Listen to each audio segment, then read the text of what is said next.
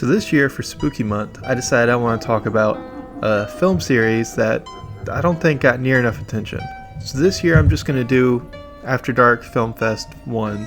And what this was is, it was kind of like Sundance or any of those film festivals, except just for horror movies. And every year, starting in 2013, 2014, let me check. Oh shit, so starting in 2006, every year they would have this horror fest. And there was no prize for the best. They would just buy 8 horror movies that were independently made, and they would have this festival where everyone would just get together and watch some horror movies. So it went by 2 names, the After Dark Film Festival and 8 Films to Die For. I always knew it as 8 Films to Die For, because you're getting 8 films. So this video I'll be talking about the first year, 2006, and to be honest, it's definitely the weakest year. But you know what, we gotta get it out of the way. So every year they wanted to make it this big event. So in addition to having the festival where they would show all the movies, they also had a Miss Horror Fest contest. Miss Horror Fest would be all over every single movie. They would take a picture of them and a sexy pose and then put something creepy over top of them, and then they would put that on every single DVD, every single box art, all of it. It would have Horror Fest and then Miss Horror Fest on top of it, which was cool, but they don't really get much publicity for that. I mean, this could be anybody. It doesn't really look like a specific person or anything. You can't really tell who it is just by looking at it, and I don't think they really told you who it was unless you looked. Like I looked on Wikipedia to find out who it was. But it was this contest where you would have the community come together and pick which online person you would want to be Miss Horror Fest. So for 2006, the winner was a YouTuber by the name of Miss Black Betty. But I went to her YouTube and she doesn't have really any videos. Her only videos are for the After Dark Horror Fest saying, hey, vote for me, and then she never uploaded anything before or after that. So I'm not really sure who she was. You can't really find much about her now, but it's still kind of a cool little thing. And they flew the finalists out to appear at the Fangoria Chainsaw Awards, whatever that is. And, you know, it seemed like it was a fun little thing. So for the DVD release, they released 7 films. So I actually bought all of these because they've gone down in price. And all of them on the side is just 8 Films to Die For. On all the different years, 8 Films to Die For. On the first year, it says one of the 8 Films to Die For, because the Abandoned isn't included in the set. In 2006, when they were releasing the DVD, they didn't add it because there was a delay because they had a theatrical release or something. But I bought this year, and it looks like they redid it. It doesn't look like it was made in 2006. So I'm really not sure why the Abandoned wasn't included in it. It's just strange. Speaking of the DVD I bought, not only does it not come with all 8 films, so it's not really 8 Films to Die For, it's a partial set, which it did advertise. I should have just looked a little closer. But almost none of these played on my PS4, PlayStation 3, or Xbox. And I don't have a CD player on my computer anymore. And I don't have an actual DVD player, so most of these I just had to find another way to watch it. So it's kind of annoying that I bought these DVDs and my PS4 couldn't even run it. And I tried quite a few different consoles and I couldn't get them to work on anything. Never had that problem before, so that kind of whatever. I guess if I had a PC with a CD player, it would have worked, so I shouldn't have been complaining. But it was still kind of annoying that I bought this DVD box set and I can't use it. Then in addition to that, the box came sealed. It's a box with 7 DVDs in it, and the whole thing is sealed. And then once you unwrap that, each DVD is individually sealed, and every single side of it has tape on it. So if you're trying to marathon watch them like I was, you have to open up the wrapping all over it, open up the DVD, and then get all the tape off of it. Just from these 7 movies, this is how much plastic and tape that I took off of it. Like, look at how much waste is here. This is absolutely ridiculous. I guess they were really worried about someone breaking open the box set and stealing one DVD out of here. Oh yeah, they also had the little security tag inside every single... They had 2 security tags in every single DVD. They had the sticky rectangle one, and then they had a sheet of paper that goes on the side Like, they were really worried about people stealing this. I don't know if that was a thing, but they sure wasted a shitload of plastic to wrap all this shit up.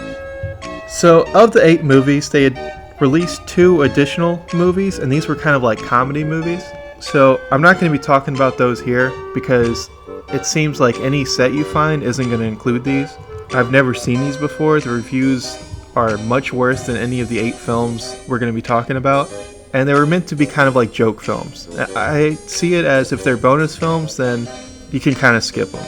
But one was Snoop Dogg's Hood of Horror, and the other one was The Tripper, and both of them got pretty terrible reviews. So I'm going to stick to the straight up horror movies that were actually trying to be horror movies, not the joke ones. So the first film I'm going to talk about is Dark Ride.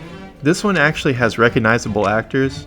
It has this dude from The Sandlot, it has the daughter from The Sopranos, and this dude that, I swear this is like a Berenstain situation.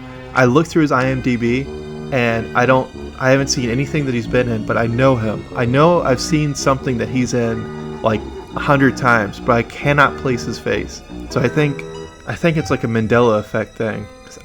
His face is like lasered onto my brain, but I can't place how I know him.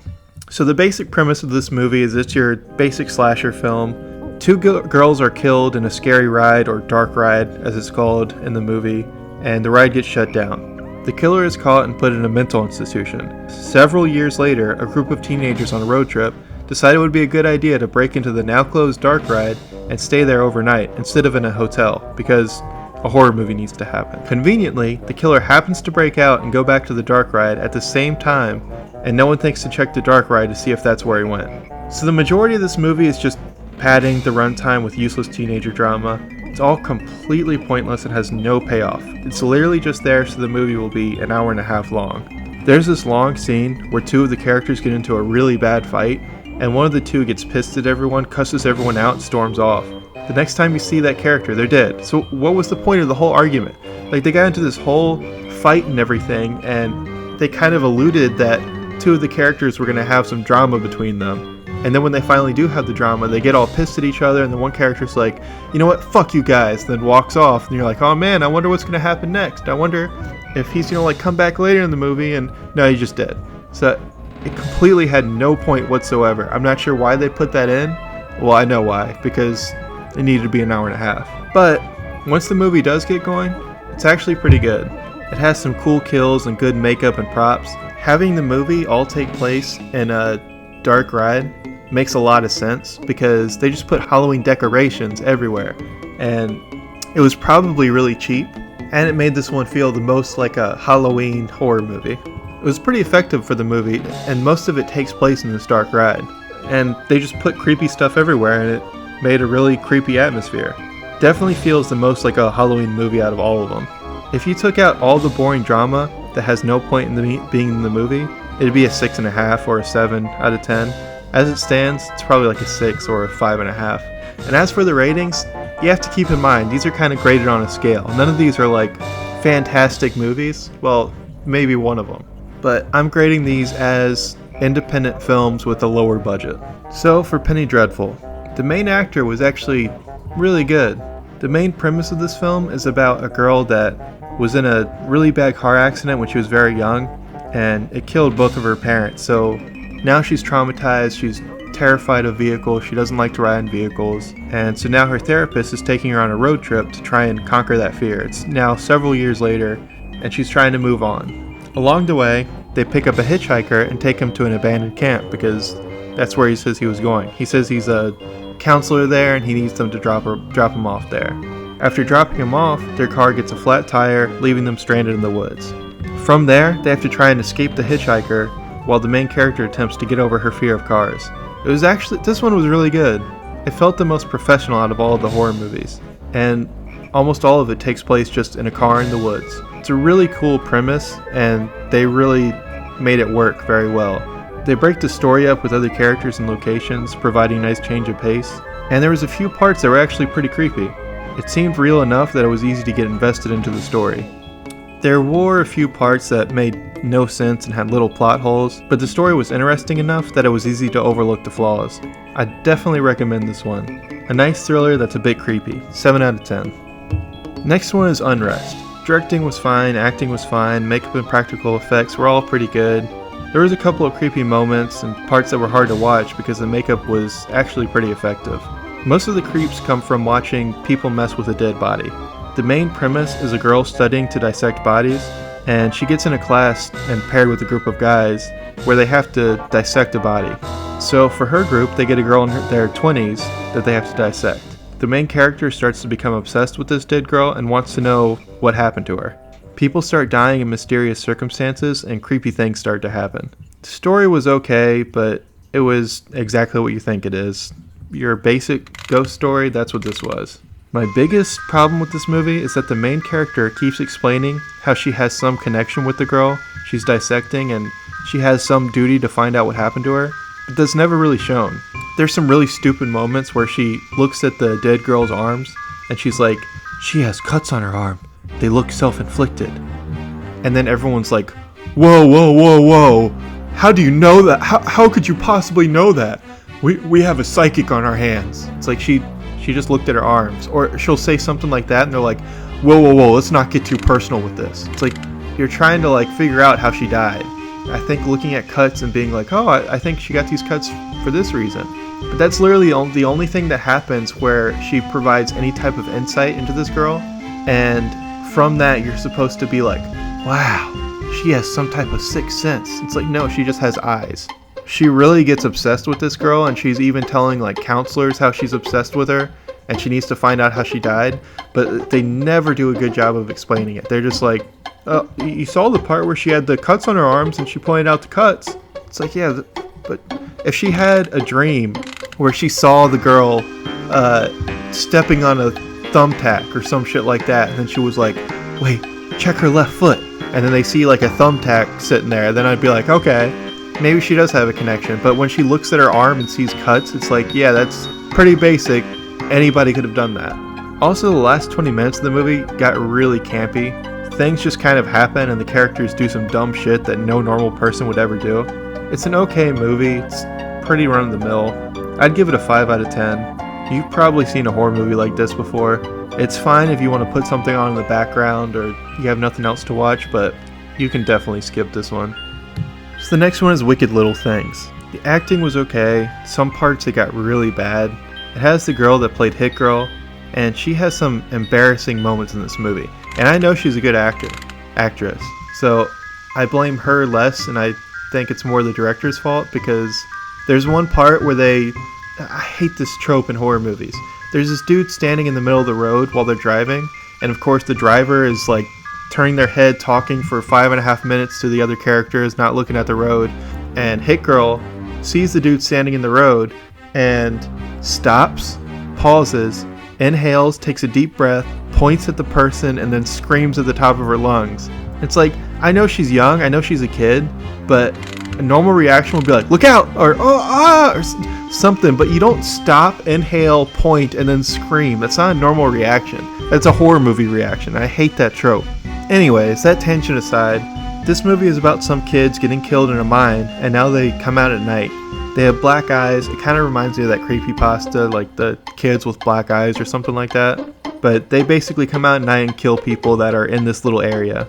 And our main cast moves into one of the houses in that area because the mom of this group lost her husband, and now she's poor, and so they're moving into this house because apparently it was in the family or something. There's a lot of really awkward moments in this movie. Not so bad that it's funny or so bad that it's good, but just some moments where it's kind of like you feel like you're watching a YouTube video more than a movie. Most of this movie was pretty boring. I say this was probably the most boring movie out of all of them. I definitely have the least to say about this one. 3 out of 10. The Gravedancers. Acting in this movie left a lot to be desired. Parts of this movie, the acting was pretty good. Other parts, it almost reached The Room levels of bad. The movie starts with a woman being killed by a ghost. We jump to a year later and find a group of 3 friends, Sid, Kira, and Harris, at a funeral for their other friend. Sid has the bright idea to go to the graveyard where their friend was buried. The other 2 are like, breaking into a cemetery doesn't sound too fun. And then he completely freaks out and gets all pissed. He's like, alright, fuck you guys. I guess you don't want to break into a cemetery. And they're like, yeah, we kind of don't. He's like, well, then y'all are fucking lame. So he leaves, and then they end up showing up at the cemetery anyways. And they're like, surprised ya, we wanted to break into a cemetery. That seemed like a normal thing to do. So all three of them are sitting in the cemetery, and after drinking and reminiscing about the good old days, they find a letter. Sid recites it, and they all start dancing around on graves, hence the title. Harris kisses Kira while his wife Allison is at home waiting for him, and they all make their way back to their respective homes. But wait, turns out the envelope was a curse, and reading it while dancing on graves causes the people in those graves to haunt you. From there, it kind of reminded me of Paranormal Activity. This movie avoided the whole trope of someone seeing a ghost and the other person being like, no, you're crazy, there's no such thing as ghosts. Which is good, because I absolutely hate that in movies. Once one person sees a ghost, everyone else sees it. There was a really cool moment when Harris and his wife have been haunted and they don't know what to do about it, so they go to check on Sid to see if he's getting haunted too, and they knock on his door, and Sid just already has paranormal investigators there. His house has like cameras and night vision and all sorts of stuff all over it. Like, they completely skipped the part of like, what are we gonna do about this? We should call somebody. And then the paranormal investigator, there was just, no, they're here. He did it already. You know what's gonna happen in this movie. The rest of the movie was like that as well. There was never a long scene of them reading through books in a library and finding out what the curse means and having an aha moment when they realized what's going on. The paranormal investigators told them everything they needed to know, which you skip all the, gee, I wonder what's going on. No, the paranormal investigators just straight up everything you need to know. It was kind of plot convenience, but ghost movies have been done completely to death, so it's kind of refreshing to not have to go down the same rabbit hole. It's like, we've seen a ghost movie before, we know what's going to happen. I also really liked how when they added little tidbits of information, it actually had a payoff. So many of these movies, they would be like, oh, by the way, I can't use my left leg. If I ever had to run, I'd be completely done for. And then that never has any type of payoff. It's like, why was that line in the movie? But this one, everything has a payoff. So something happens in the first part of the movie, and it actually has a payoff at the end of the movie. Like, Harris kisses Kira in the graveyard, which has a payoff later on. He gets haunted by a ghost that killed two people involving a love triangle, which is the same situation he was in with his wife and Kira. The effects and makeup were all done really well as well. I think these faces look really creepy. A few moments were actually pretty scary, and when they did use CG, it actually looked convincing. The ending is probably the strongest part of the movie and had a really good payoff. Some of the moments were unintentionally funny, some of the acting felt like it was about to be a porno or something, and then there's a kid ghost that looks really goofy when he's running around. Other than that, it was a pretty solid horror movie. If you like ghost movies and hauntings, it's definitely worth checking out. 7 out of 10. Reincarnation. Up to this point, most of the films have been graded on a curve. They're all low budget, and usually they're the director's first or only movie. You've definitely heard of the films from the director of Reincarnation. Takashi Shimizu not only directed the original Japanese Grudge movies, but also directed the American versions as well. This dude knows what he's doing, and it definitely shows. It's the most well-made and scariest of all of the 8. Most of the films are entertaining or have something to make them worth watching, but when compared to Reincarnation, they look extremely amateur. Unfortunately, I think this film was also the least watched of the 8. This is the only film all in another language, which Japanese, and I think most people, especially at the time, myself, didn't want to watch a movie with subtitles. I remember when the 8 Films to Die For first came out, I saw this movie and I was like, reading a movie? And I just completely passed on it, and it ended up being the best one. And I think a lot of people ended up skipping out on this movie. Now I realize how stupid it is to not give a movie a chance because it's in another language, and my favorite movie is even in Korean. If you're one of those people that refuse to watch subtitled movies or TV, just give it a chance, you'll be happy you did. So this was my first time watching this movie, and it's definitely the best out of all 8. The premise of the film is, several years ago, a man went crazy and murdered several hotel employees, along with his family. In the current day, a director wants to capture what happened, so he cast our protagonist, Nagisa, as the lead role in his film. After being cast, Nagisa begins seeing visions of those killed in the massacre and having nightmares about what happened. Takashi Shimizu, if you haven't seen the Grudge movies, likes to imply violence and leave the rest to your imagination. It's definitely effective here. There's definitely blood and it's definitely scary, but nothing is too over the top, which adds to the scares. The ghosts in this film aren't horrific abominations, but just people. They don't jump out and scream, they just show up. This may sound boring, but ended up building the tension, and the payoff at the end made it all worth it. Unlike The Grudge, there's only a couple of jump scares, and they aren't over the top at all, which I actually like that. I think if you go back and watch The Grudge now, the jump scares kind of ruin it, but seeing this, the director is definitely better when he's not relying on jump scares. My only complaint with the film is that it was kind of confusing at parts. The best part is definitely the ending.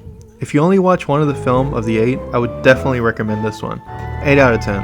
And this one's not graded on a curve. The Hamiltons. So if I said the Gravedancers looked like a porno at some points, the Hamiltons definitely did. A lot of parts about this felt like a cheap porno, and this one definitely had to be the cheapest. Everything is overlit, it's always incredibly bright regardless of the time of day. A lot of the shots just feel very amateur. The main character is Wendell, a high school aged kid that constantly has a camera out. I'll get to that later, but just remember the camera.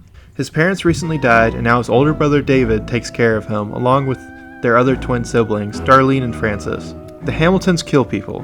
David kills people to feed them to their youngest sibling that's kept locked up in the basement, but Darlene and Francis, the twins, are both unhinged and just like to kill people. The twins are why the family has to keep moving. They kill people and leave a trail, then they have to get out of there before anyone knows. Wendell films everything, and whenever he films something, it switches to a smaller video on the screen, and it just looks terrible.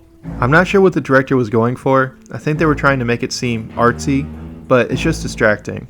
The idea of a family of killers sounds really interesting, but it's kind of ruined by the end when they reveal a supernatural element it just doesn't work in my opinion.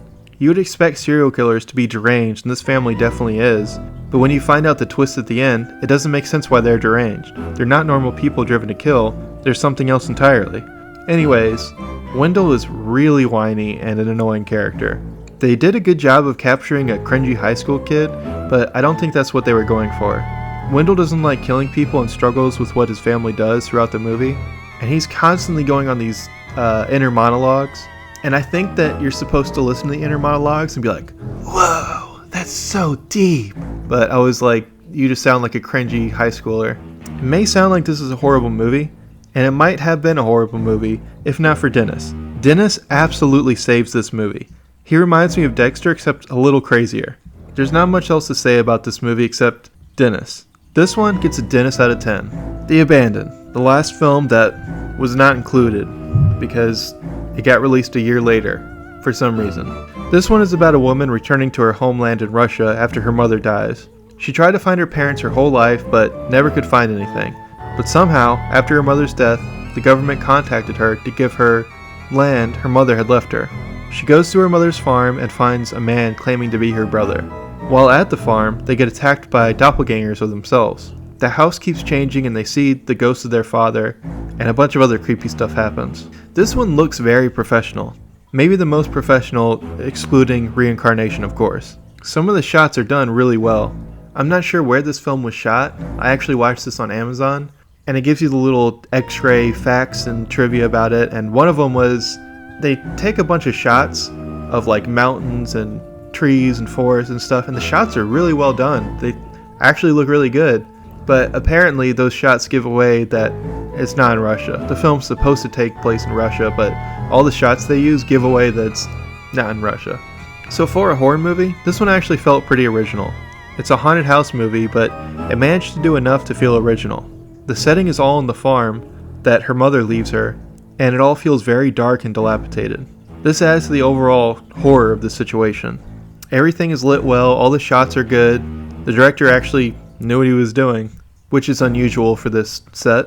The ending is just super confusing. It's a bunch of time traveling and dimension jumping and jumps from scene to scene without really telling you where or when you are, and doesn't make a whole lot of sense.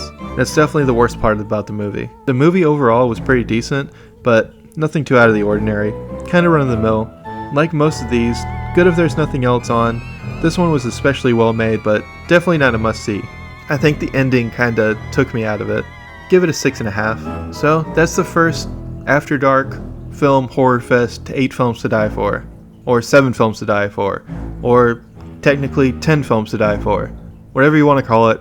Those are the first 8 films from the After Dark Horrorfest. What are my thoughts about this? If you like slashers, you should definitely watch Dark Ride. Penny Dreadful was definitely worth watching. The Gravedancers had some cool moments in it, and Reincarnation was actually a pretty creepy movie.